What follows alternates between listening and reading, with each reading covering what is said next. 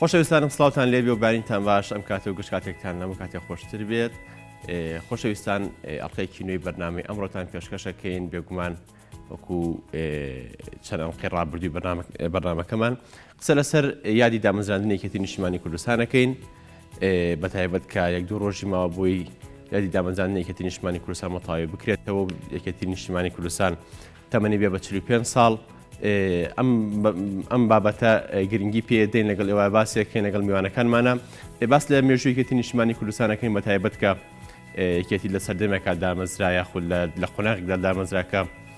قۆناغێک بوو هاوڵاتیانی هەرێمی کوردستان هیچ ئومێدێکیان بە شۆڕش و بە سیاسیەکانی کورد نەما بوو. لەو کاتەیە کۆمەڵێک سیاسی و کەسایەتی گرنگی هەرێمی کوردستان دەستیان کرد بە دامەزراندنی حیزبێک بە ناوێکێتی نیشتیمانی کوردستان و ساڵێک دوای دامەزراندنی ئەم حیزبە شۆڕشێکیان دروست کرد بە ناوی شۆڕشی نوێی گەلەکەمان. ئەمە بوو بە ئومێدێک بۆ هاوڵاتیانی هەرێمی کوردستان کە لەو کاتەیە لە خراپترین دۆخدا بوون. حکوومەتی عێراقی بە هەموو پێوەرەکان دژی ئەم میلەتە وەستا بووە و کام تاوانەی زۆر گەورە بوو بەرامبەر ئەم میلەتەی کرد. یەکێتی لە سەرەتای دامەزراندنیەوە گرنگی تەنها بەکاری سەربازی نەدا، پێش هەموو شتێک گرنگی بەکاری ڕێخستندا لە ناو ڕێخستنەکانە گرنگی بە پێگە و ڕۆڵی لاواندا و ژناندا لەگەڵ ئەمانە کەسە خوێنەوارەکانی هێنایە پێشەوە ڕاوێژی پێکردن. دواتر کە تۆڕێکی گەورەی ڕێکخراوی دروست کرد و ڕێخستنەکانی دروست کرد براریدا لەو قۆناغەدا کە قۆناغێکی گرنگە پێویستی بە شۆڕشی سەربازیەوە چووە شاخەکان لەوێ جارێکی تر شۆڕشی دروست کردەوە. هەرم شۆڕشە بوو دواتر هەرێمی کوردستانی گیان بەم قۆناغە. لە بەرنامەکەی ئەمڕۆدا قسە لەسەر ئەم تەوەرانە ئەکەین مێژوویەکێتی نیشتیمانی کوردستان ڕۆڵی ڕێکخراوەکانی ژنان، لاوان، خوێندکاران، قوتابیە، مامۆستایان، تەنانەت ئەندازیاران و کەسە تەکنیکیەکان لە ناوێکێتی نیشتیمانی کوردستانە بۆچی یەکێتی گرنگی بەم ڕێکخراوانە ئەدات تا چەندێکێتی گرنگە بەلایەوە لەگەڵ ئەوەی کە حیزبێکی سەرتاسەریە بەڵام لەگەڵ ئەوە ڕێکخراوەکانی و کادرەکانی لەناو خەڵکا بن. ئەم ئامانجی چییە لە دروستکردنی ئەم ڕێکخراوانە؟ ئەم بابەتانە گفتوگۆکەین لە ئەڵقەی ئەمڕۆی بەرنامەی ئەمڕۆدا. هیواداری لەگەڵمان بن و قسە بکەین لەگەڵ کۆمەڵێک کادری پێشکەوتووی کۆمەڵە کادری مەیدانیەکێتی نیشتیمانی کوردستانەکە ئەمان لە ناو خەڵکان و نمایندەی یەکێتی نیشتیمانی کوردستانەکەن و لە هەمان کاتیژدا نمایندەی هاوڵاتیانی هەرێمی کوردستانەکەن بۆ گەیاندنی داواکارەکانیان بە یەکێتی و بە حکوومەت و ئەوەی کە ئەکرێت بە حیزبێک ناکرێت بە تەنیا بە سەرکردایەتی حیزبێک ناکرێت بە ڕێکخراوەکان نەکرێت ڕێکخراوەکان و پەلوپۆی حیزبەکەوان چونەتە ناو خەڵکەوە. قسە لەسەرم بابەتانە ئەکەین چۆنەتی کارکردنیان و ئایندەی کارکردنی ئەم ڕێکخراوانە لە ناوێکێتی نیشتیمانی کوردستانە بەتایبەت کە یەکێتی لە ماوەی ڕابردوودا کۆنگرەی نوێبوونەوەی بەست و ئەم چەند ڕۆژەش یادی نوێبوونەوەی ئەکات بزانین بەرنامەیەکێتی چییە، بەرنامەی ڕێکخراوەکان چییە، ئەوەی کە هاوڵاتیانی هەرێمی کوردستان ئومێدە لەسەر هەڵچنیوە و چاوەڕێکن لە یەکێتی و سەرەتاکانی دەرکەوتنی نوێبوونەوەیەکێتی دەرکەوتووە بزانین چۆنەتی کارکردنیان چۆنەوە چۆن جارێکی تر بەرگێکی نوێبوونەوە بە یەکێتیاکەن. ئێمە ئەم بابەتانە باسەکەین لەگەڵمان بن بە درێژایی کاتژمێر و نیوەک.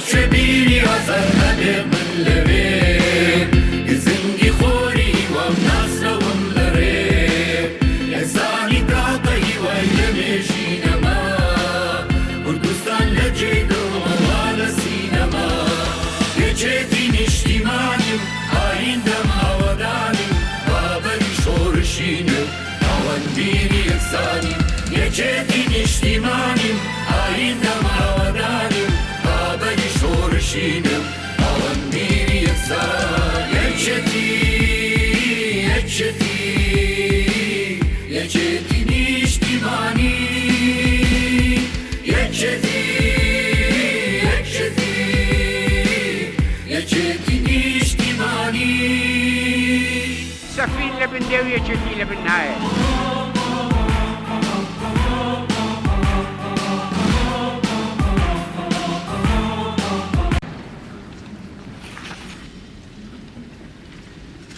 کەم نین ئەو چاوانەی کە ڕۆژانە چاوەڕوانیان لێمان هەیە، وەگەوەی بوونی تۆ بۆ ژیانی ئەوان گرنگی تایبەتی هەبێت.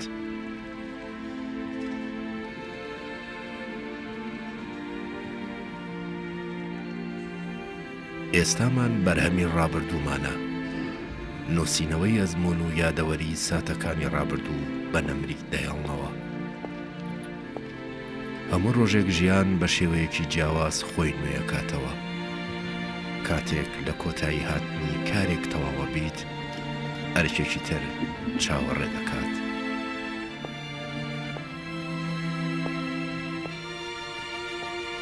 بە ئەنجام گەیاندنی هەر ئەرکێک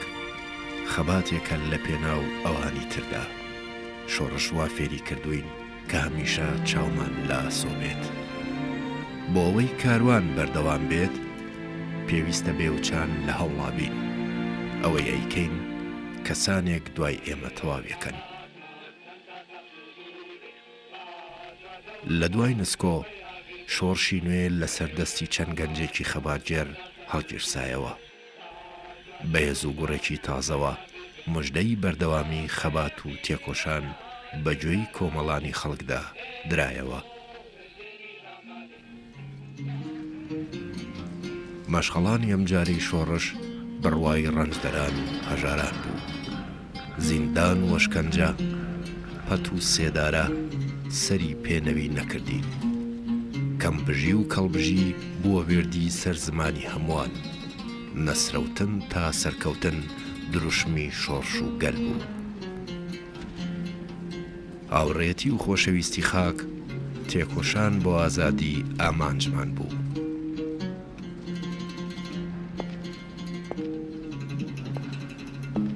ڕۆژێکی نوێ دەست پێکات. ئەوانەی چاوەڕوانیان لێمان هەیە بە هەستێکی زۆرەوە ڕێز دەنوێنن.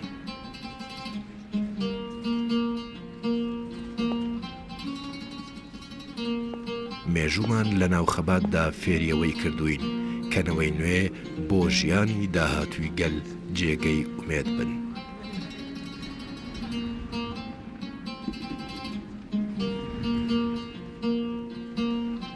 پەیاممان تەواوکردنی کاروانی تێکۆشانە و پێنووسەکەمان دەبەخشین بنەوەی نوێ تا بەدیهێنانی ئاواتەکان.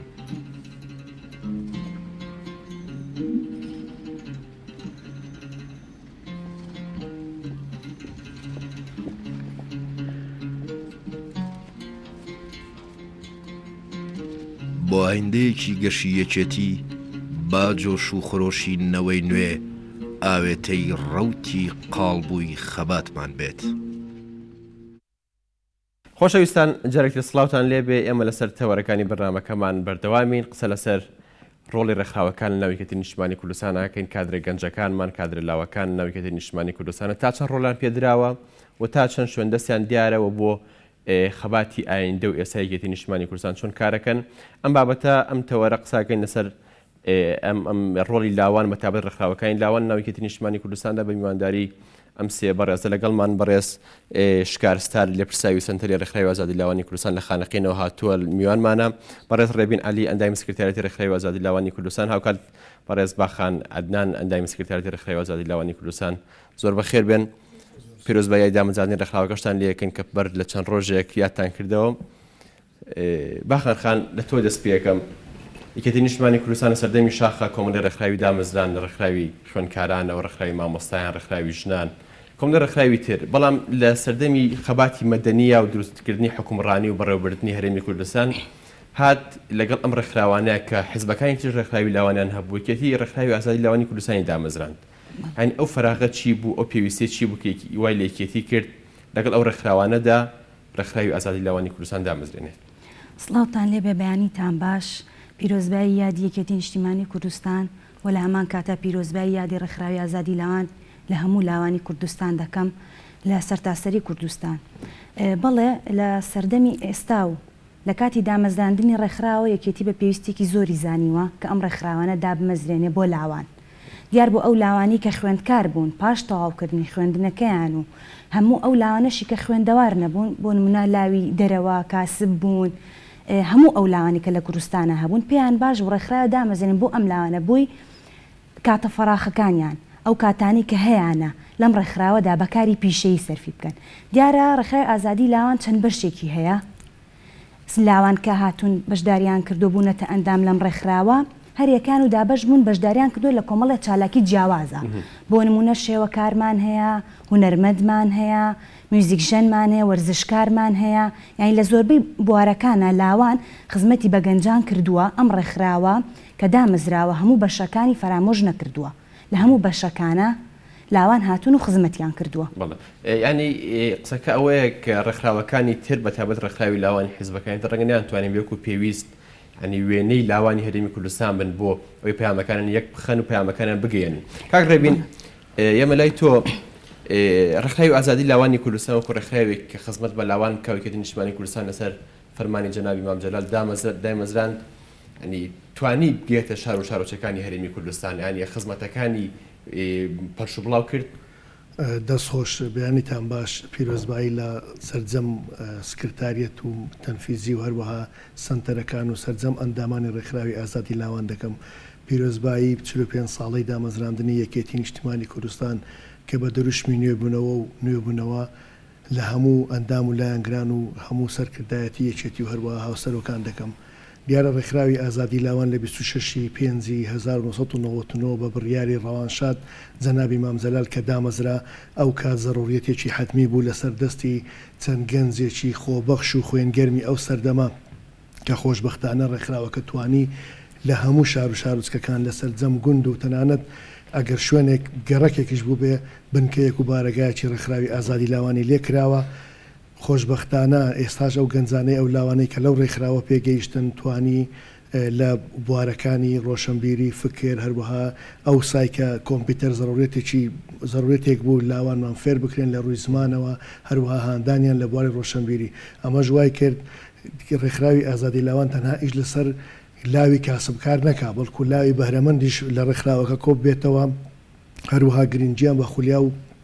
حەزەکانیان بدرێ بتوانن لە بواری ژیان و لە بواری ڕۆشنبیری فکر ئەسپی خۆیان تاو بدەن تەنانەت بیری لە جێندەر و لە ئەوە بیرمان لەوە کردەوە کە جیاوازی لە نێوان تاکەکان لە نێوان کچان و کوڕانی خوێنگەرمی ئەم وڵاتە بەبێ جیاوازی بتوان بەشداری بکەن لە گەرمان خۆشبەختانە تاکە ڕێکخراوە تا ئێستا لەسەر پێی خۆی وەستاوە بەردەوامە لە چالاکی کرد دەستخۆش بەڕاست شکارخان جەنابتان لە خانەقینەوە هاتوون لە پرسیاوی سنتەری ئازادی لاوان لە خانەقین هەمیشە یەکێتی لە سەرەتای خەباتیەوە گەڕانەوەی ناوچە دابڕاوەکان بۆ سەر هەرێمی کوردستان و بۆ سەر نەخشەی هەرێمی کوردستان ئامانجی بووە ینی بەتایبەت لە دوای ساڵی 2023ەوە ئەمەی بە جۆر لە جۆرەکان ینی پراکتیزە کرد ڕێکخراوی ئازادی لاوانی کوردستان لە خانەقین ینی ئەمە تا چەند یەکێک لە مەهامەکانی یەکێتی و تا چەند توانیوتانە ئێوە نمایندەی یەکێتی بکەن لە هەمان کاتان نمایندەی لاوانی سنووری خانەقین بکەن بۆی پەیامەکانیان یەک بخەن و پەیامەکانیان بگەن بە حیزب و بە حکوومەت سەرەتا بەیانیتان باش پیرۆزبایی یا 21 ساڵی دامەزراندنی ڕێکخراوی ئازادی لاوانتان لێ یەکەم لە هەموو لاوان لە خانەقینەوە تاوەکو زاخۆ پیرۆزبایی یادی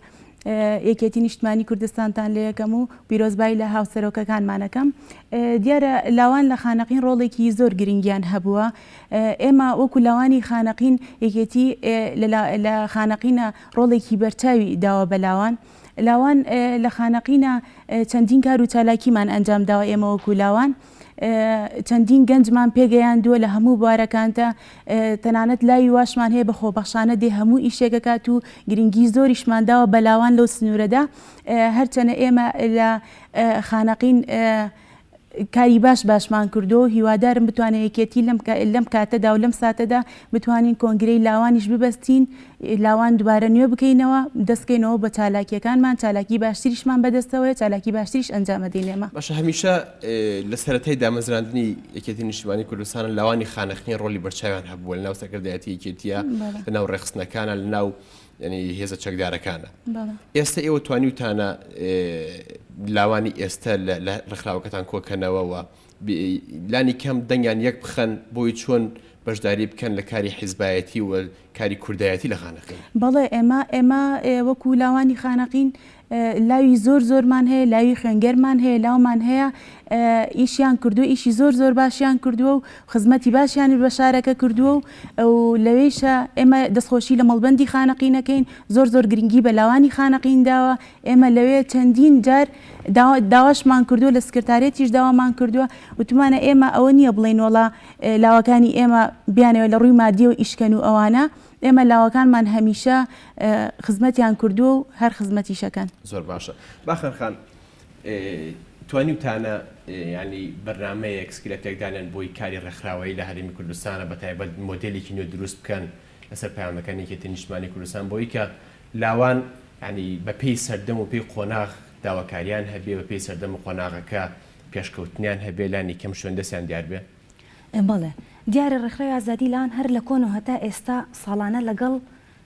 مۆدل ڕۆژجوانی لەگەڵ سەردەما ڕۆژجووە. بۆ نمونە ساڵانی زوو ئێمە زیاتر احتیمامانەیە بە زمان، بە خولی زمان، بە دەورەی کۆمپیوتەر. لە ئێستا وردە تەماشاکەی پێویستە زیاتر بەرەو پێش ڕێکە بینی لاوان ئێستا لاومانەیە ماشەڵڵا جگەلەوەی کە زانکۆ تەواوکەنێن لای ئێمە خوێندکاری ماستەر و دکتۆران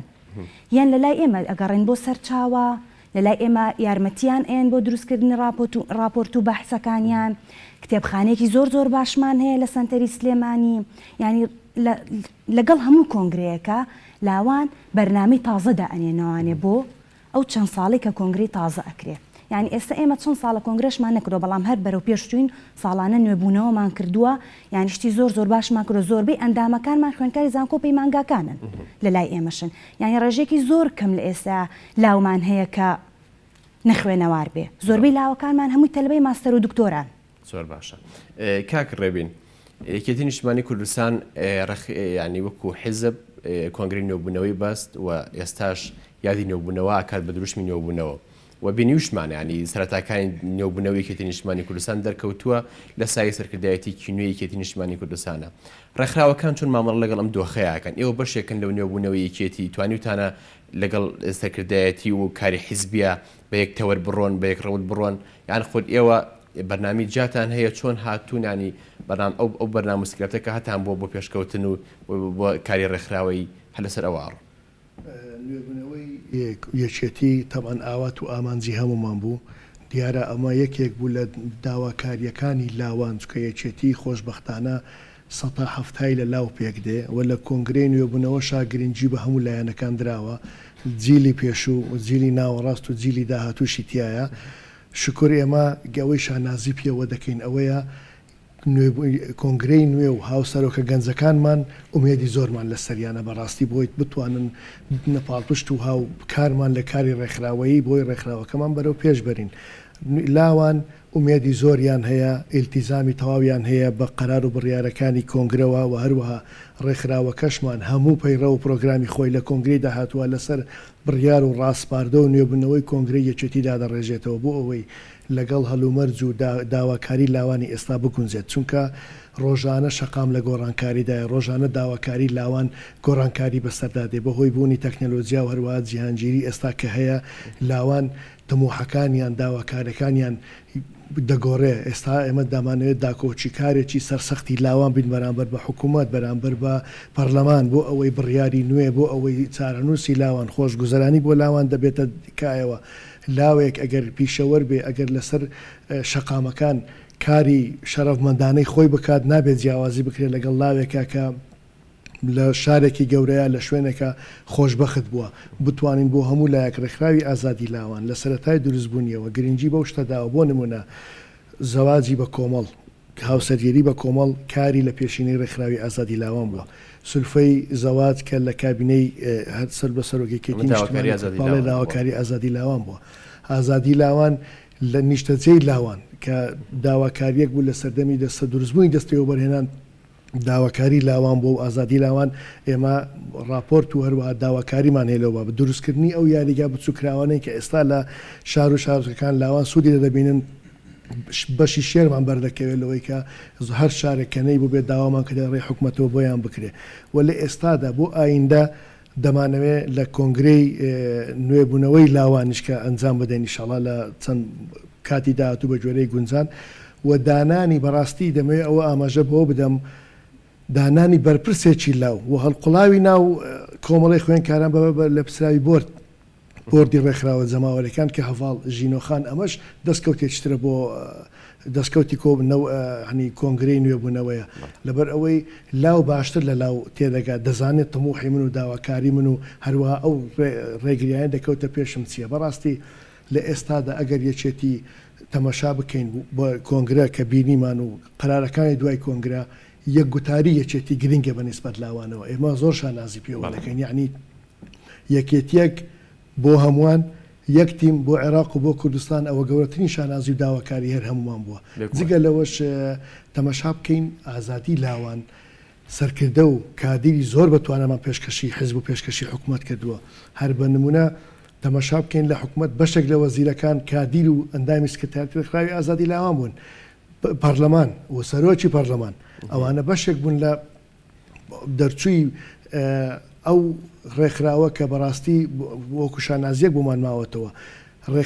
لاوی بوێر بە تەحمل بەردەوامی لە کارکردن لە ئازادی لاوان بەدی دەستخۆش شکار خان باسمان کرد جەناب لە خانەخین و هاتووی لێ پرسیاوی سنتری ئازادی لاوان لە خانەخین ئەنی ئەگەر کاری ڕێکخراوەی و حیزبیاتی لە هەرێمی کوردستانن تا ڕادەیەکی زۆر باش هەنی ئازادی پێوە بێ ئەنی ئاسان بێ بەڵام لە سنووری ناوچەدابڕاوەکان بەتایبەت لە سنووری گەرمەسێر و خانەقین جۆرێکی ترێ ئەنی تا ڕادەیەک قورسرە ئێوە چۆن توانیوتانە لەگەڵ ڕێکخراوەکانی ئەوەی کە نەتەوەی عەرەب هەیەی و ئەوەی نەتەوەی تورکمان هەیەی وە لانێکەم تەنسیقێکتانە بێ هاوکارێکتان هەیە بۆ ئەوەی بتوانن لەم ڕێگەیەوە بەشێکی زیاتر لە لاوان لە یەکێتی نیشتیمانی کوردستان کۆبکەنەوە توانیوتانە بکەن بەڵێ ئێمە تەنسیقێکی زۆر باشمان هەیە لەگەڵ ئەو ڕێکخراوانەیە چەندین کار و چالاکیشمان ئەنجام داوە پێکەوە چەندین خولمان کردوتەوە خولەکانمان خولی ئارەشگامان کردوتەوە لەگەڵ ئەوانە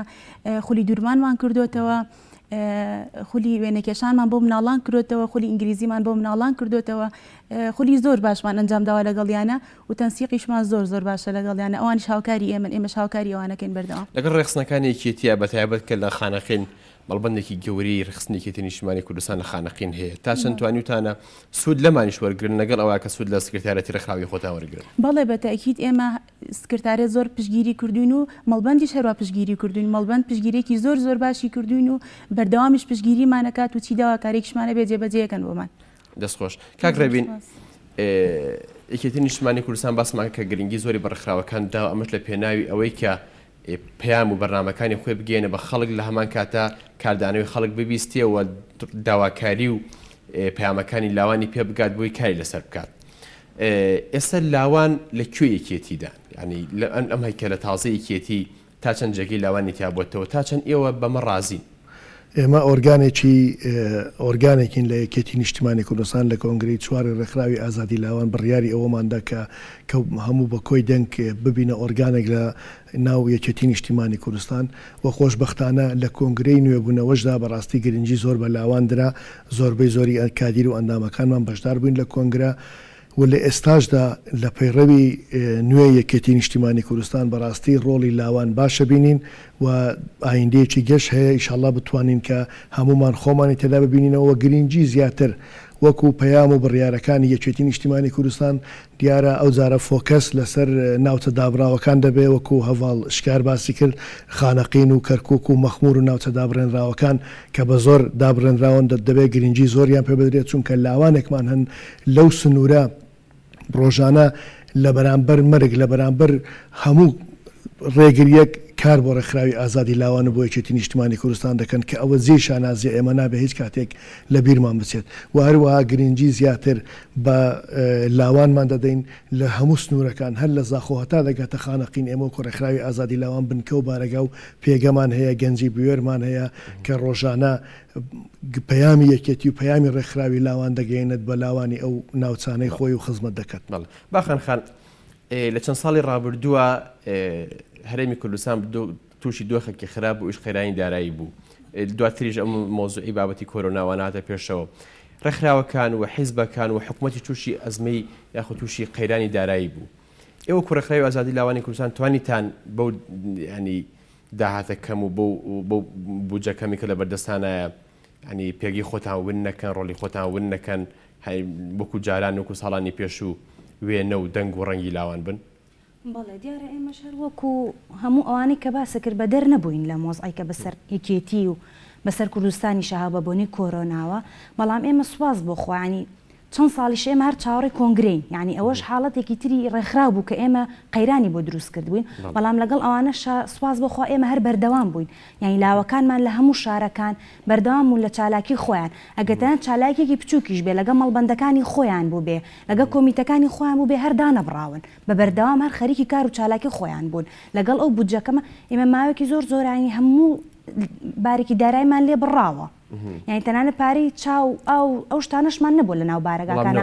بەڵام لایەنی معنەوی گەنجەکان لایەنی معنەوی لاوەکانمان هانیان ناون بە بەردەوام بارگایەکی ئەم ڕێکخراوە نەبووە بەلانی کەمەوە دەگەنجی لێ نەبوو بێت یعنی بەردەوام بوون معنەوێتیان ئینتیمایان بۆ ڕێکخراوەکە ئەوەندە بەرز بووە یعنی ئەم شتانە زۆر کاریگەری لەسەریان نەبووە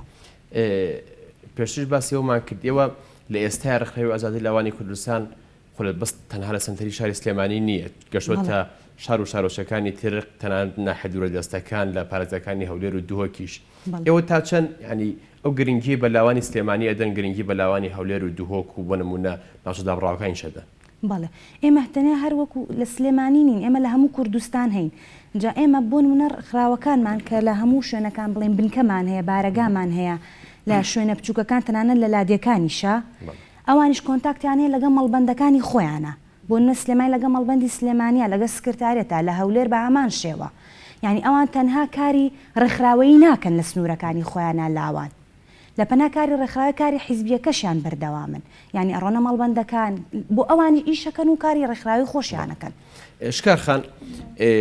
ڕێکخراوەکان کە یەکێتی دای مەزراند و دروستی کردو تەنها بۆ ئەوە نەبووە کە سیاست و پەیرۆ و پرۆگرامی یەکێتی بگەێنە بە چین و توێژەکانی ناو کۆمەڵگا لە هەمان کادا ویستوێتی کە پەیام و ئەنی پێشنیار و خواستەکانی ئەم هاوڵاتیانی کوردستانیش بەتابەت لە ڕێکخراوەکانەوە بگەێنێ بە سەرکردایەتی و بگەێنە بە حکوومەت ئەوە تا چەند توانیوتانە دەنگ و ڕەنگی لاوان بن لە سنووری گەرمەسێر بەوەی کە دۆخێکی تایبەت لە سنوورە هەیە و پێویستی بە سیاسەتێکی جیاوازتر هەیە ئێوە توانیوتانە خواستی لاوانی خانەقین و گەرمەسێر نمایندە بکەن لە سەرکردایەتی یەکێتیە ئەوان چۆن گویان لێگرتوون دیارە ئێمە خواستی لاوان پێشتر لەگەڵ پێش قەیرانی دارایی بڵێن خواستی لاوانمان زۆر بە باشی جێبەجێ کردووە بەڵام ئێستا بەداخۆ لە قەیرانی دارایە هەر ئیشی خۆمانمان هەر کردووە و بەردەوامیش ئیشی خۆمانەکەین و ئێمە دیارە ڕێکخراوەکەمان شەهیدیشی داوە لە 2014 من براکەم لەگەڵ دەرکەوتنی هەواڵمام جەلالە دیارە لە پێش تەقینەوەکەی مەڵبەن لەگەڵ 36 گەنجا شەهید بوو من شانازی بە ڕێکخراوەکەمەوەکەم کە برایەکم شەهید بۆتیایە و هەتا ماویشم ئەم ڕێبازەی براکەم بەرنادەم و هەر خزمەت بەلاوانی شارەکەمەکەم سەکردایەتی یەکێتی سەکردایەتی نوێی یەکێتی تا چەند گرنگە بەلایەوە کە پامەکانی لاوانی خانەقین و گەرمەسێر ببیسی لە ڕێگەی ئێوە من لێرەوە داوایان لێ یەکەم ئێمە وەکو ناوچە دابڕاوەکان ینی تا ڕادێک وەکو ئەم ناوچەکانی تر نین زەختێکی زۆرمان لەسرە هەنێ داواکاری ئێمە هەیە هیوادارین بتوانن جێبەجێ بکەن بۆمان کاگرابین بە کورتی پێما بڵێ پەیوەندیەوە لەگەڵ سەکردایەتی نوێی یەکێتیە چۆنە بە تایبەت کە باس کرایەتە سەکردایەتی بەشێکی زۆری لە لاوەکانمانن و ڕێکخراوەکان لاوەکانمانن ئێوە چۆن پەیوەندیتان لەگەڵ ئەوانە هەیە چۆن پەیامەکانی لاوانە پێگەێنن و ئەوان چۆن گوێ لە ئێواگر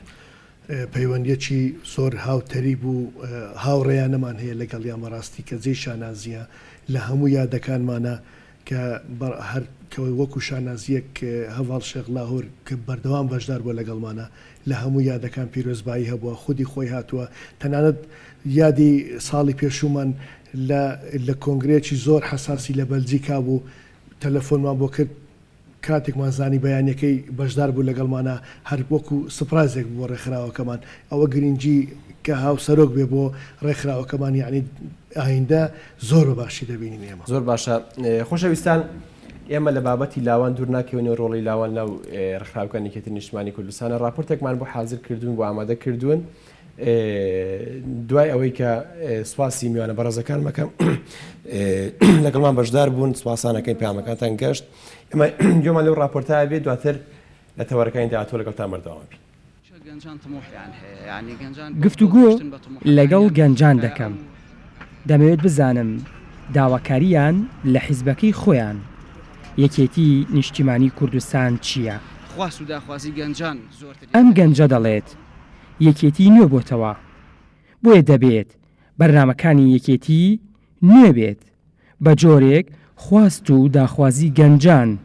لەگەڵ بەرنامەی نوێ یەکێتی یەکانگیر بێت. یەکێتی نیشتیمانی کوردستان لە سەرەتای دامەزراندنیەوە دنیابینی و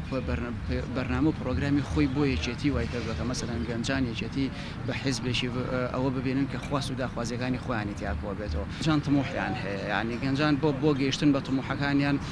ئەو حیزبانە یاخود ئەو پارت و سیاسی ئەو پارتە سیاسی و ڕێکخراوانە هەڵبژێرن کە داخوازیەکانیان ئەتوانن تیا بێن نەدی داخوازیەکانیان هەندێکیان نییە بۆ ئێستا هەندێکیشان بۆ داهاتووە. بە بڕوای گەنجان سەرکردایەتی نوێی یەکێتی دەبێت کار لەسەر ئاشکردنەوەی گەنجان بە وڵات بکەن ئەویش بە دۆزینەوەی هەلی کار و دەستگیرۆییان لە بوارە جیاوازەکانی ژیان. بە تایبەتیش یەکێتی پێویستە تەرکیز بکاتە سەر ڕەخساندنی هەلی کار لە ڕێگەی تیمی حکوومەتی هەرێمی کوردستانەوە و تیمێک کە لە حکوومەتی هەرێمی کوردستانە لە ژێر سەرپەرشتی بەڕێز کاکوبات تاڵەوانیە لە بەرەوەی ڕێژێکی زۆری دەنگدەرانی یەکێتی نیشتیمانی کوردستان کە گەنجن ئەمڕۆ بە بۆنەی بارودۆخی ئابووری هەرێمی کوردستانەوە تووشی حاڵەتێکی مەیوزی بوونەتەوە بتەوێت هەلی کار دروستکە پێویست بە بیرە تۆ هەر فکر و بیرەکانە کە هەلی کار دروستەکەن لە کۆتایە بۆیە دەبێت یەکێتی ئیش لەسەرەوە بکات کە ڕەخساندنی هەلی پەرەپێدانی بیری نوێ و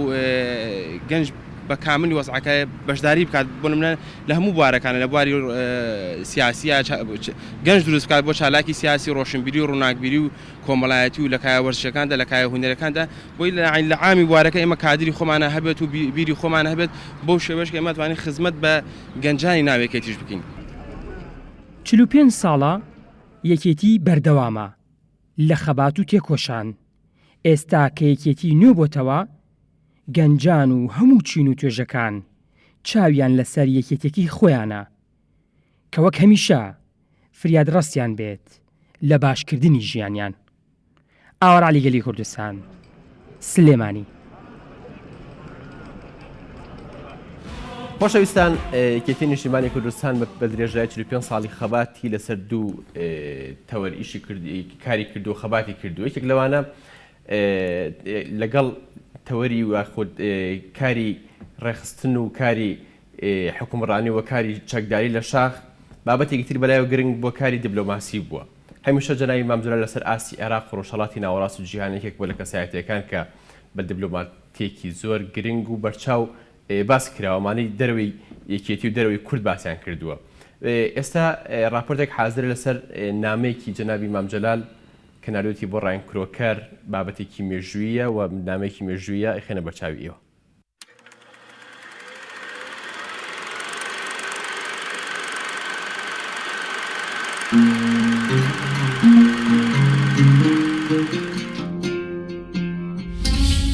بە ناوی جەنابی سەرۆکەوە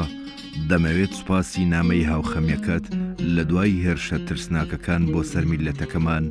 بەڕاستی کاریگەر بووین بە هاوکاری و پشتگیری لەم کاتی خەفەت و تووڕێیەدا گەلی ئەمریکا ئەویان سەلماند کە بەهێزەوە ڕوبەڕووی ئەم کارە سەتە چاوەڕوان نەکرا و تێکدەرانەیە ببنەوە. ئەم هێرشانە بە تەنها دژ بە ئەمریکا نییە بەڵکو و دژ بە هەموو شارستانیەتە. بۆ ئەم هۆکارە مرۆڤ ئازادەکان پێویستە لە هەموو لایەکەوە بە شێوەی پێداگیرانە یەک بگرن بۆ ڕوبەڕووبوونەوەی تیرۆر لە ناوبردنی تیرۆر و ئەوانەی تیرۆرستان داڵدە دەدەن. ئێمە هەوڵ دەدەین بۆ بنیادنانی هاوپەیمانێتیەکی لەم جۆرە بۆ ڕوبەڕووبوونەوەی ئەو بەڵایی ئێخەی مرۆڤایەتی گرتووە لە ناویشیاندا ئەو قوربانانەی کە بریندار بوون و ئەو خێزانانەی کە خۆشەویستەکانیان لەدەستداوە. سوپاست دەکەم بۆ ئەو نامە هاوخەبی و سەرخۆشیەکەتان لەگەڵ ئەو پەڕی ڕێز ڕایان کرۆکەر سکرتێری جێگری وەزیری دەرەوە بۆ کاروباری ڕۆژهەڵاتی ناوەڕاست.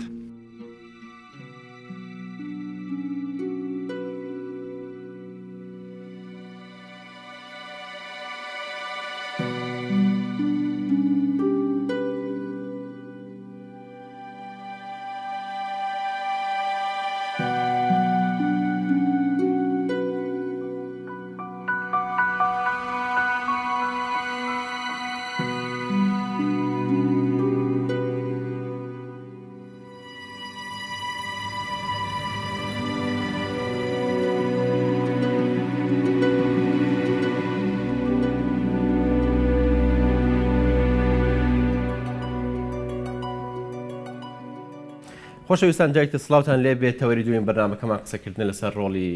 ڕێکخراوی کۆمەڵی خوێندکارانی کوردستان کە لە سەرەتای دامەزراندنێکی نیشتیمانی کوردستان ئەم ڕێکخراوە دروست بووە گرنگی بە خوێندکارداوە بە خوێندندا و پێخستنی پرۆسەی پەروەردەداوە بزانین ڕێکخراوی کۆمەڵی خوێندکارانی کوردستان تا ئێستا چۆن کارەکانیان بەباشی بەڕێوە بردو بۆی کە دەنگ و ڕنگ و نمایندەی خوێندکاران بن لە هەرێمی کوردستان و لە کوردستان بە شێوەی گشتی تا چەند توانیوانە پەیام و پەیڕۆ و پرۆگرامی کێتی نیشتیمانی کوردستان لە کاری خۆیانە ڕنگ بداتەوە و ئەم پەیامە ئەم خەباتی دیموکراسی لە بگەن بە تەواوی ناوەندەکانی خوێندن لە هەرێمی کوردستانە ئەم بابەتە گفتوگۆکەین بە میوانداری بەڕێز جوتیار مەحموود لە پرساوی لقی زاکۆکانی کۆمەڵی خوێندکارانی کوردستان سلێمانی و بەڕێز هێمن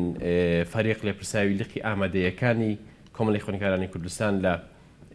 سنووری سلێمانی زۆر بەخێر بێن کاک جوتیار کۆمەڵی خوێندکارانی کوردستان لەگەڵ دروستبوونی یەکێتیا دروست بووە تا ئێستا توانیوتانە هاوشان لەگەڵ پەیام و پێڕۆ و پرۆگرامی کێتی نیشتیمانی کوردستانە کار بکەن بۆەوەی کە نوێنەری یەکێتی بوون لە ناوەندەکانی خوێندندا لە هەمان کاتە نوێنەری خوێندکاران بن بۆی کە پەیامەکانیان وە یەک بخەن و دواتر بگەن بە سەکردایەتی یەکێتی و بە حکوومەتیش. بەڵێ سەرەتایە 45 ساڵی دامەزرانی یەکێتی نیشتیمانی کوردستان پیرۆزە لە هەموو هەواڵ و دۆست و ئەندام و لایەنگرانی یەکێتی نیشتیمانی کوردستان و لێرەشەوە سڵاو و درود دەنێرین بۆ ڕاحی پاکی جەنابی مامزەلال ڕابری بستنەوەی ڕزگاری خوازی گەلەکەمان دیارە یەکێتی نیشتیمانی کوردستان هەر لە سەرەتای دامەزراندنیەوە هەر تەنانەت ساڵێک دوای ئەوەی کە یەکێتی نیشتیمانی کوردستان ئەعلانی خۆیەکە دوایەوە خەباتی چەکداری خۆی ڕاگەیەنێ دوایەوە لە 26 چواری 1976 دێت کۆمەڵی خوێندکاران دامەزرێنێ دیارە خۆی لە خۆیان لەو کاتەیە کە هیچ ئومێدێک لە ناو کۆمەڵانی خەڵکی کوردستان نەماوە تەنانەت بۆ خەباتی چەکداری یەکێتی نیشتیمانی کوردستان لەبەر زەروریەت و گرنگی بۆ خوێندکاران و بۆ قۆناغەکە دێت بیر لە دامەزرانی ڕێکخراوە کاتەوە کە تایبەت بێ بە بۆ توێژێکی وەکو خوێندکاران بۆیە ئەو ڕۆڵی کە کۆمەڵی خوێندکارانی کوردستان بینیوێتی لەوەوە سەرچاوی کردو کە یەکێتی نیشتیمانی کوردستان و ڕابەرانی و کاتی یەکێتی نیشتیمانی کوردستان دیدێکی جیاوازیان هەبووە بۆ حکومڕانی وارووا بۆ ناو کۆمەلگا لەبەرەوە کۆمەڵی خوێندکارانی کوردستان هەر لە سەرەتای دامەزرانی یەکێتی نیشتیمانی کوردستانەوە کە دەتوانین ڕۆڵی کۆمەڵی خوێندکاران دابەشکەین بەسەر سێ قۆناغدایەکیشیان کە قۆناغی شۆڕژگەریە لە ساڵی 1976 تا کاتە ساڵی 1990 واتە قۆناغی ڕاپەڕین و لە قۆناغی دوای ڕاپەڕینەوە کات کۆمەڵی خوێندکارانی کوردستان یەکەم ڕێکخراو بوو کە دروستنی پەروەردەی هاوچەرخی بەرز کردەوە و دوای ئەوە لە دوای پرۆسی ئازادی عێراقەوە کۆمەڵی خوێندکارانی کوردستان کە ئەرکەکەی زیاتر بەرەو ئەرکی نوێنەرایەتیکردنی پێشی خوێندکاران گۆڕی بەبێت جیاواز لە ناو ناوەندەکانی خوێندندا بەڵە بەدڵنیایەوە یەکێتی کۆمەڵی خوێندکارانی کوردستان لەبەرەوەی پەروەردەکراوی حەزبێکی وەکو یەکێتی نیشتیمانی کوردستان بوو بتوانی ڕۆڵی خۆی ببینێت لە نوێنەرایەتیکردنی خوێندکاران لە ناو ناوەندەکانی خوێندندا بەبێت جیاوازی واتە کۆمەڵی خوێندکاران تەنها نوێنەری خوێندکارە یەکێتیەکان نەبوو بەڵکو بە پێچوانەوە خۆی بە داکۆکیکاری سەرجەم خوێندکاران زانیوە هیلانەکانی ترش بێت لەبەرەوە من دایمەن قسەیەکی جەنابی مامزەلاریشمان لە بیرە کە لە خەلاچوالانە و کاتە کۆبوونەوەی بە خوێندکارانە کرد دایمەن پێوتی نێوت ئێوە هەوڵ بن لەبەرەوەی ڕێکخراوێکی پیشەین بەبێت جیاوازی کار بکەن و دایمە نژەیوت مەرج نییە هەر خوێندکارێک ئەندامی کۆمەڵی خوێندکارانی کوردستان بوو ئەندامی ڕێخستنەکان بێت لەبەرەوەی ئێوە ڕێکخراوێکی پیشەین و ئەرک و واجبی ئێوەیە کە کار بکەم بەبێت جیاوازی بۆ سەرجەم ناوەندەکانی خوێندن لەبەرەوە کۆمەڵی خوێندکارانی کوردستان بەپێی قۆناغەکان و بەپێی زەروریەتی قۆناغەکە ئەرکی پیشەی خۆی بەجێ هێناوە و بەدەریژ نەبووە لە کەم و کورتی و کەوتۆتە ژێر کاریگەری هەموو ئەو گۆڕانکاریە کۆمەڵایەتی و اقتصادیانەی کە هەبووە لەم دوو ئاخیرانەیە بۆ منە قەیرانی داراییمانەوە لە هەرێمی کوردستان ئەویش با جۆرە لە جۆرەکان کاری کردوتە سەر کار و چالاکیەکانی کۆمەڵی خوێندکارانی کوردستان بەڵام بە کار و چالاکی نەوەستاوین و بەبێ جیاوازی خزمەتمان زۆر باشە کاک هێمن جەنابتان لە پرساوی لقی ئامادەیەکان لە سلێمانی ینی قۆناغی ئامادەی قۆناغێکە کە هەمیشە پێشنیاری باشیان هەیە خوێندکاران لەو قۆناغ و تەمەنای پێشنیاری باشیان هەیە ئەیانەوێ کەسێک هەبێت لە ڕێەوە ئەم پەیامانەی و پێشنیارەکانیان بگەێنێ بەسەر و خۆیان بۆ یەکی ئەوەی کە لە مێشکیانە ئەوەی کە ئامانجیانە پێ بگەن ئێوە توانیوتانە ئەم ڕۆڵە ببینن پەیامی خوێندکاران یەک بخەن و کۆکەنەوە بگەن بۆ لایەنی پەیوەندیدار بەڵێ سەرەتا یادی دامەزراندنی یەکێتی نیشتیمانی کوردستان لە هەموو یەکێتیەکان و لە گەلی کورد پیرۆز بێ و درود و سڵاو بۆ ڕۆحی جەنابی مامجەلال و زۆر بە تایبەتریش پیرۆز بێ لە خوێندکاران و لە لاوان لەبەرەوەی لە ڕۆژمێری هەفتەیادی یەکێتی ژنی نیشتیمانی کوردستانە ئەمڕۆ ڕۆژی خوێندکاران و لاوانە بە دڵنیایەوە کۆمەڵی خوێندکارانی کوردستان وەک ڕێکخراوێکی پیشەی لە ئەساسا کارەکەی ئەوەیە کە حەڵقەیەکی پەیوەندی بێت لە نێوان خوێندکاران و لایانی پەیوەندیدار جات چ لە وەزارەتی پەروەردە بێت چ لە وەزارەتی خوێندنی باڵا بێ ئێمەش لە ئامادەیەکان بە دڵنیاییەوە هەوڵمان ناوە ئەو مەسەجە بە تەواوی وەکو خۆی بگەێنین سەرەتا لە ڕێگەی ڕەخستی نوێنەرایەتی خوێندنگاکانەوە و دواتریش بە پرۆژە و بە چالاکی جۆرا و جۆر لەگەڵ خوێندکاران هەوڵمانداوە کە داخوازیەکانی خوێندکاران و کێشە و گرفتەکانیان کۆبکەینەوە بەلایانی پەیوەندیداری بگەێنین و هەندێک جار بۆ ئەوەی کە خواستی خوێندکاران جێبەجێ بکرێ فشارمان دروست کردووە لە ڕێگەی ئاراستەکردنی بەیاننامە لە ڕێگەی یاداشت و هەندێک جار گردبوونەوەی ناڕەزایەتی و ڕخنە و پێشنیارەکانمان بە شێوەیەکی ڕوون و ئاشکرا بەلایانی پەیوەندیدار گەیاندووە و هەموو ئەو حەدەسانەشی کە لە کاتی بەڕێوەچوونی پرۆسی پەروەردەیە ڕووی داوە ئێمە قسەی جدیمان هەبوو حزوری جدیمان هەبووە چلو کاتانەیە کە دەنگۆ لە ناو خوێندکاران بڵاو بۆتەوە گوایە پرسیاری تاقیکردنەوەی وزاری کەشفە بێ یاخود ئەو کەم و کورتیانی تری کە ڕوبەڕووی ناوەندەکانی خوێندن نەبێتەوە بایکۆتی ناوەندەکانی خوێندن کە خۆتان نزان بینیمان لە چەند ساڵی ڕابردەوە بۆنی دواکەوتنی موچەی مامۆسایانەوە هەبوو لە هەموو ئەو حەدەسانە ئەمە قسەی جدیمان هەیە و نوێنەرایەتەکانمان لە ناو ناوەندەکانی خوێندن بە هەماهەنگی لەگەڵ ستافی کۆمەڵی خوێندکارانی کوردستان کە سەرپەرشتی ئیشوکاری ئامادەیەکانەکە ئێمە هەمیشە حەڵقەیەکی پەیوەندی بووین و خۆشمان بە دیفاعکار و پارێزەری خوێندکاران زانیەوە زۆر باشە بە تایبەت لە چەند ساڵی ڕابردووە وەکو تۆ باسی کرد ساڵی ڕابردوو پێشتریش مامۆستایان تووشی دۆخێک بن کە مانگرتنیان ڕاگەنە پرۆسی خوێندن وەستاوە ئەم ساڵیش بابەتی ڤایرۆسی کۆرۆنا جارێکی تر پرۆسی خوێندنی ڕاگرتەوە کە ئەمە گلەی زۆرێک لە ئەوانەیە کە ئیش لەسەر پەروەردە و کەرتی پەروەردەکەن کە پێیان وایە زەرەرێکی گەورە بەر خوێندکار و پرۆسی پەروەردە کەوتووە ئێوە ڕۆڵتان چی بوو لەم دۆخەیە بە تایبەت توانیتان پەیامی خوێندکاران بگێنن بە وەزارەتی پەروەردە بۆی کە باشترین ڕێگە بگرێتە بەر ئەوەی کە باشترینیان ئەوە هەڵبژێرێ بۆی لانی کەم ڕەنجی خوێندکاران بە فیڕۆ نەڕوات وە ئامانجەکانیشان کە هەیەە لی دوانەکەەوە بەڵێ ئەوەی کە لە ڕابردووە ڕوویدا بایکۆتی ناوەندەکانی خوێندن لەبەر دواکەوتنی موچەی مامۆسایان لەگەڵ ئەم دۆخی کە ئێستا هەیە بڵاوبوونەوەی ڤایرۆسی کۆرۆنا و مەترسیەکە لەسەر تەندروستی خوێندکارانە دووبارە دۆخی جیاوازە ئێمە لە ڕابردووە بەهۆی بایکۆتی ناوەندەکانی خوێندنەوە لەوانێت زۆرترین قسەمان لەسەر ئەوە کردبێت کە پێویستە هەر بارودۆخێک لە هەرێمی کوردستان ڕووبە خوێندن نەوەسێت چونکە کە خوێندن پەچی کەوت هەموو سێکتەرەکانی تری ژیان پەچێکەوە بەڵام لە ئێستاە کە ڤایرۆسی کۆرۆنا مەترسیەکی جدیە لەسەر تەندروستی خوێندکاران و مامۆسایان و تەواوی خەڵک لە جیهانە نەک بەتەنها لە هەرێمی کوردستانە ئێمە هەمیشە پێم ئەنوا بۆ کە تەندروستی خوێندکار گرنگتر لەوەی کە ساڵێکی خوێندن چۆن بەڕێوە بچێت بەڵام لەگەڵ ئەوەش بوون کە نابێت ساڵی خوێندنی خوێندکار بفەوتێ پێمان باش بۆ ساڵی خوێندنەکە هەژمار بکرێ بەڵام مەرج نییە هەموو ساڵێک لە کاتی ڕوودانی بارودۆخێکی لەو شوەیە تۆ بە ساڵی پەروەردە و فێرکردن نایبنی ئەکرێن نایبنی ساڵی تێپەڕاندن بۆیە ئێمەش ئەم ساڵ زۆر بەجددی لەگەڵ ڕۆژەکە ڕۆشتن و بەردەوام متابە ئەمانەکە و لە یاداشتێکیشمان ئاڕاستی وەزارەتی پەروەردە کرد لە یاداشتەکە داوای ئەوەمان کرد هەم کری خوێندن لە خوێندنگە ئەهلیەکان کەم بکاتەوە کە بیزە لە وەرزی دۆمانیان توانیوە داوامی خوێندنگاکان بکەن وەکو خوێندکار نەچۆتەوە ناوەندەکانی خوێندن و داواشمان لە وەزارەتی پەروەردە کە بۆ خوێندکارانی قۆناغی 12 ئامادەیی بیکا بە دوخول عام بەشداریکردن لە تاقیکردنەوە گشتەکان و تاقیکردنەوەی وزاری لەبەری خۆتان زان خوێندکار لە ئێستا لە بارودۆخێکی هەم دەرونینە هەموارە هەم کەسوکارەکەی و خێزانەکەی لە بارودۆخێکی اقتصادی خراپایە کە ڕەنگە دوجار ئەمە ڕنگدانەوەی هەبێت لەسەر دەرونی خوێندکار بۆیە باشتر وایە کە وەزارەتی پەروەردە بیر لەوە بکاتەوە ئێستاش دەرفەتماوە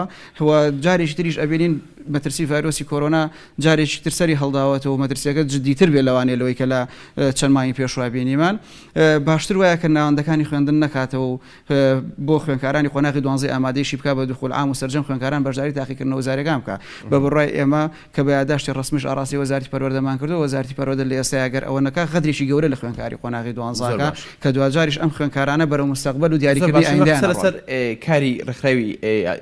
کۆمەڵی خوێندکارانی کوردستان دەکەین ئەو بەشێکە لە کارەکانی ئێوە کاک جوتیار کۆمەڵی خوێندکارانی کوردستان ڕەنگە بەتەنها ئەگەر بێ بەتەنها سەربەخۆ کار بکات وەکو پێویست نەگەیە بە ئامانجەکان ئێوە چۆن توانیوتانەکە پەیوەندی دروستکەن لەگەڵ ڕێکخراوەکانی لاوانە لەگەڵ ڕێکخراوەکانی مامۆستایانە چونکە ئێوە لە ناو ناوەندەکانی خوێندندان ئەم ڕێکخراوانی تریش پەیوەندیان بەکاری ئێوە هەیە ئێوە توانیوتانە پەیوەندیەک دروستکەن لەگەڵ ئەوانە بۆی بە زووتر بگەن بە ئامانجەکانتان خۆی بەدڵنیاییەوە ئەمڕۆ ژمارەی خوێندکار لە ناو ناوەندەکانی خوێندن خون نزیک بۆتەوە لە ملیۆنی 400,000 خوێندکار کە بە تەقریبی نزیکی یەک لە سەرسەی کۆمەلگاکە لەبەرەوە خواست و داواکاریەکانی خوێندکاران بە تەنها ڕێکخراوێک و دوو ڕێکخراو بەڕاستی جێبەجێ نابێت پێویستمان بەکاری پێکەوەی هەیە پێویستمان بۆ هەیە دەست بخینە سەر هەموو ئەو کەلێن و کەم و کورتیانەی کە لە ناو ناوەندەکانی خوێندندا ئێمە وەکو کۆمەڵی خوێندکارانی کوردستان و بە تایبەتی ئەگەر ڕوونتر قسە بکەین لە دەڤەری سلێمانی کە ئێمە زۆر جار بووە ینی باسکراوین کە ئێمە باڵا دەستین و هەموو شتێکەر خۆمانین ئێمە لە زۆر شوێنی تر باشتر بووین بەوەی کە ڕێگریمان نەکردووە لە هیچ ڕێکخراوێک کە ئەگەر بیەوێت کارێک بکات لە بەرژەوەندی خوێندکاران نابێ بەڕاستی چونکە ئێمە وەکوتم کارێکمان کردووە کە بەبێ جیاوازی خزمەتی خوێندکاران بکەین لەبەرەوە گرفتێکمان نەبوو لەوەی کە هەر ڕێکخراوێکی تر دێ کارێکەکە بۆ خزمەتی خوێندکاران وەکو کۆمەڵی خوێندکاران زۆر جارەیە مبادرەشمان کردووە تومانە ئێمە وەکو کۆمەڵی خوێندکارانی کوردستان ئامادەی کاری پێکەوەین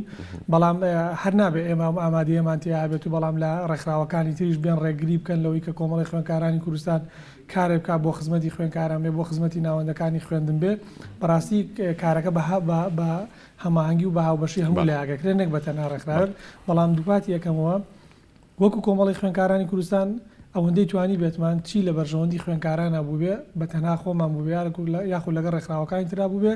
درێخیمان نەکردوەوە سەردان و پەیوەندی و کۆبوونەوە و بەیاننامەی هاوبەشیشە بووە سەبارەت بە پرۆسی خوێندن لەبەرەوە کۆمەڵی خوێندکارانی کوردستان خۆی بە خزمەتکار و داکوکاری سەرجەم خوێندکاران زانێ بەجیازی هیچ بەنەنجی نازانێت کە دەست پێش خەریب کا لەگەڵ ڕێکخراوەکە بۆ ئەوەی کە بتوانێت خزمەتی خوێندکاران باشە کەواتە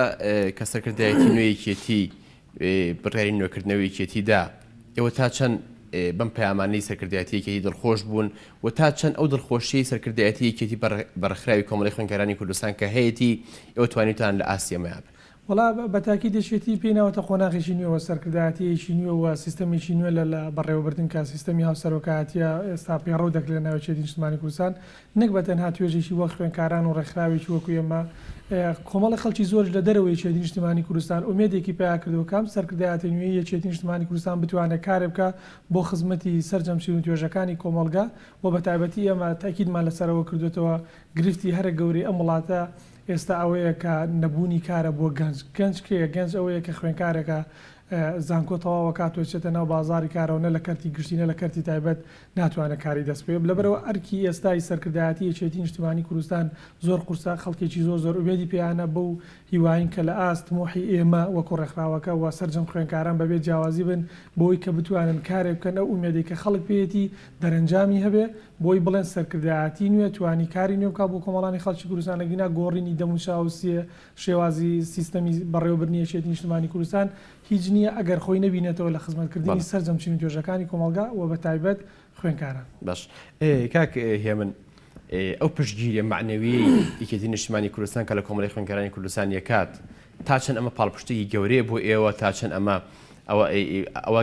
ئێوە گەێنێتە ئەو قۆناغی کە شانازی بکەن لە حیزبێکدا کار بۆ حیزبی ئەەکەن کە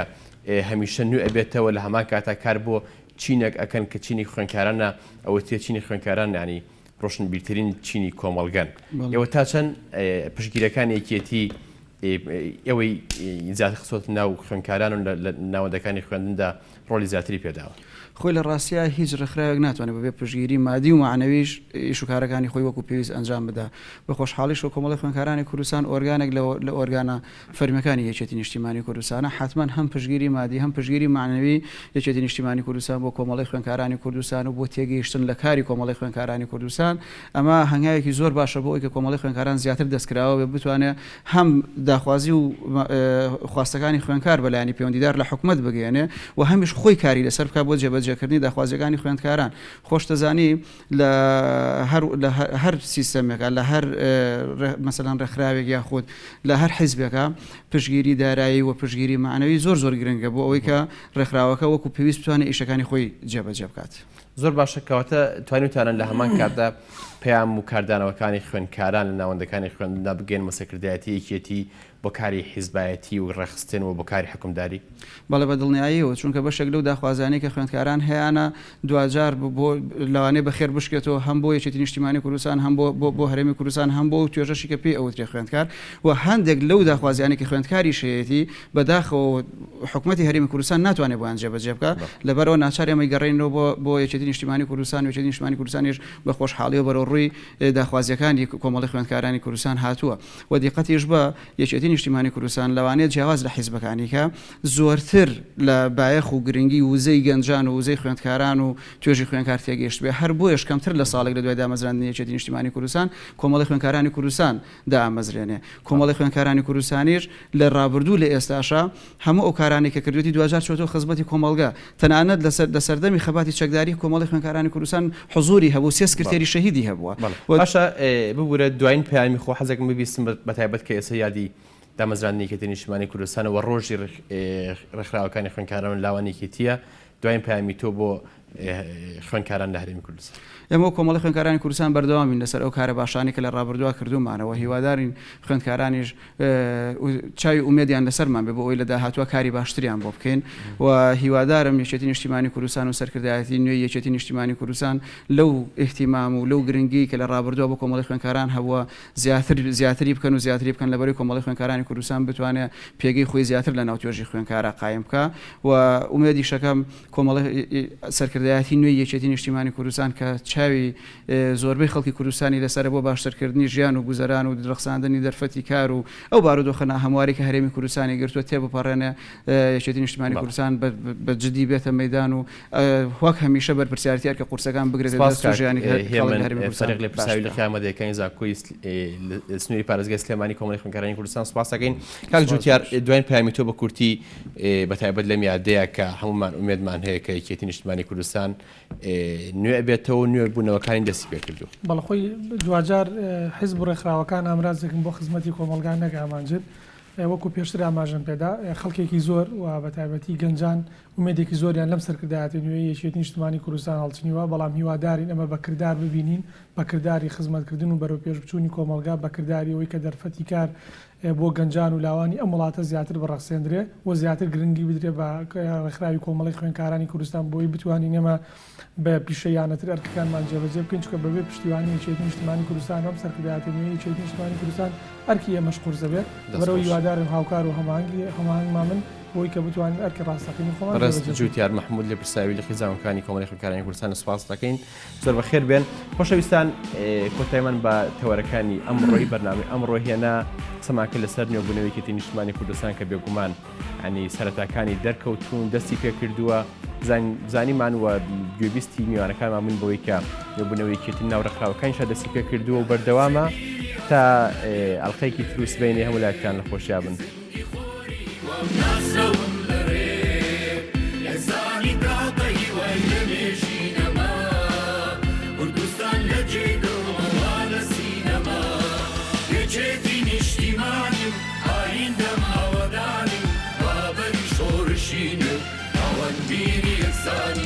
یەکێتی نیشتیمانیم ئایندەم ئاوادارم بابەری شۆڕشینم ئەوەندبیری یەکسان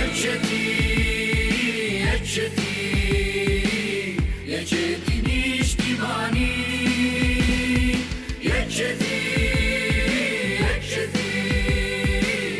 یەکێتی نیشتیمانی سەفین لە بن دێو یەکێتی لە بن نایە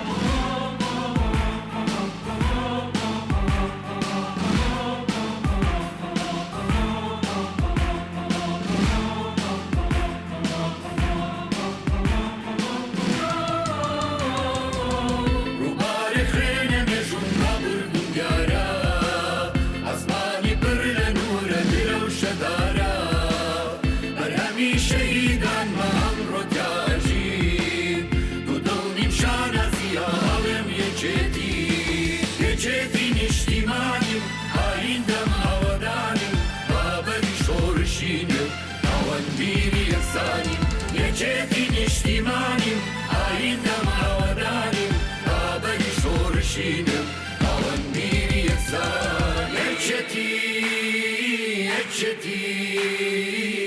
یەکێتی نیشتیمانی